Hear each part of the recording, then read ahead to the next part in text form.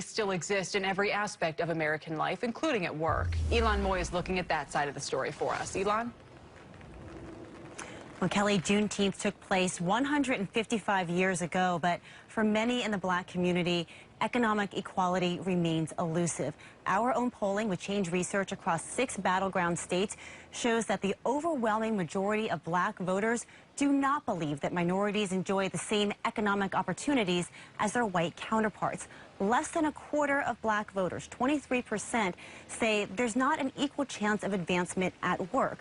Now, that number is different for Latino and Latina voters. 64% believe that there is equality of opportunity, the same percentage as white voters, but that depth of discontent in the black community is a stark warning for corporate America. 85% of black voters say they believe businesses should be doing more to promote diversity and inclusion.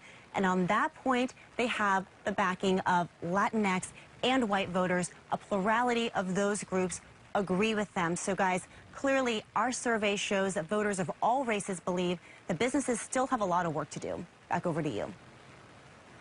Indeed, they do. Elon Moy, thank you very much. And there is still, frankly, a lot of work to be done when it comes to diversity, most especially in the C-suite and on boards of directors of public companies. There are currently only 4 black CEOs leading companies in the Fortune 500, and fewer than 10% of the most senior leaders in the Fortune 500 are black. Our next guest is working with many of those companies to increase the number of black executives in C-suites and on corporate boards. She's also out with a new op-ed in Fortune addressing black talent in corporate America. Crystal Ashby is the interim president and CEO of the Executive Leadership Council. Crystal, welcome. It's great to have you with us today. You spent 22 years working at BP, among other places during your career, and I'm interested to hear you tell our viewers your story. How did you work and make the system work in a way that you were able to rise through it, a system that so often, it seems, does not work for black Americans? What was it that you did that you can apply to help others move up and along?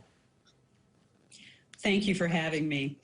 What I did was not necessarily simple, and it was not necessarily easy, but I was very fortunate in my career earlier that I had someone who was not just my mentor, but it was someone who was my sponsor in the organization. It was someone who knew what I was capable of doing and who understood the drive that I had and the desire that I had to move up in the organization. And he had the ability to speak for me and on my behalf. I also did the thing that some people aren't willing to do. I said yes to most of the assignments that I was asked to do, even the ones that would have been stretches for me or the ones that I was not necessarily sure I was going to be able to achieve. I said yes, and it wasn't because I didn't think I could do it necessarily. It was because I wasn't sure that the organization would let me do it. And I think that's a key factor. When the organizations present the opportunities, we have to grab them. But the problem is often our black talent is not receiving those opportunities. And so I was very fortunate that I had someone who knew what I was capable of and who would continue to give me opportunities and give me exposure.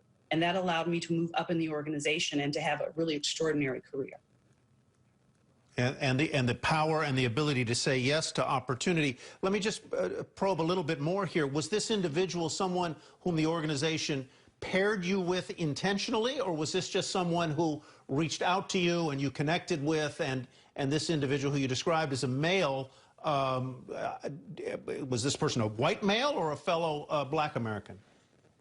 So if you have to think about 22 years ago, we weren't necessarily talking about mentors and sponsors the way we are today. This was 22 years ago. It happened to be a white man, and he was the person who hired me into the organization, and he was the person that I reported to for the first 7 years I was with the company. So he had a very good line of sight to my capabilities and my skill sets. He also had a line of sight to what my desires were and what he knew I wanted to do with my career. And we worked together to make sure that that happened. And he would challenge me to do things that I was not necessarily comfortable with. So what I would say is that was an opportunity for me that was cultivated through a relationship. It wasn't necessarily something that happened based upon an automatic pairing, even though I'm a huge advocate of that because sponsorship is so critical to the success and the development and moving up in corporate America. Whether it is a fact or not, I sense there is a feeling, probably a well-founded feeling, that black executives have to do twice as much, be twice as good to get half as far. Do you feel that way? Or do you think your fellow black executives often feel that way? I think that is a very common feeling. I think it's actually something that we as black people are raised with.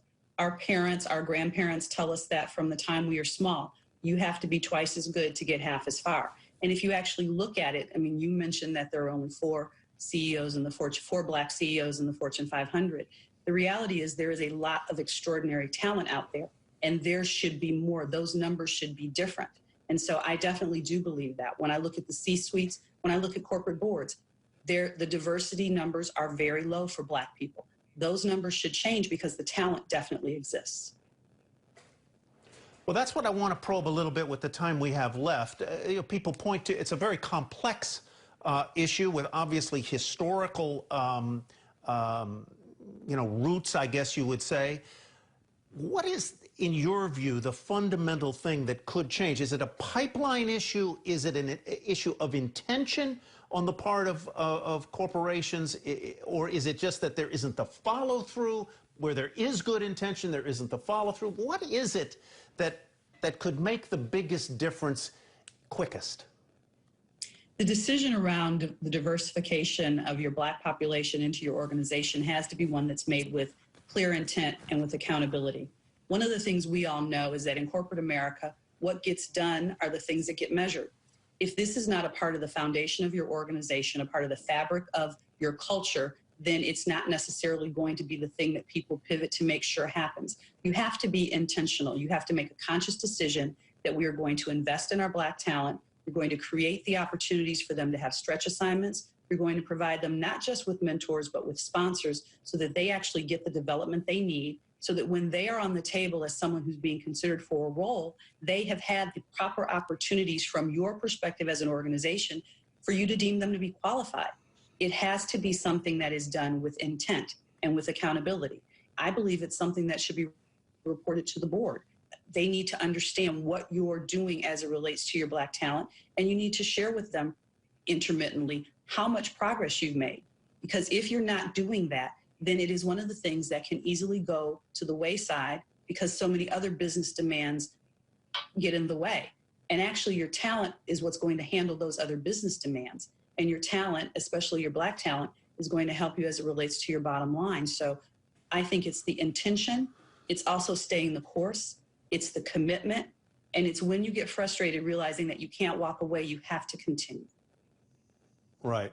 Very quickly, should boards tie executive pay to achieving certain metrics in terms of diversity, particularly of black Americans in their workforce?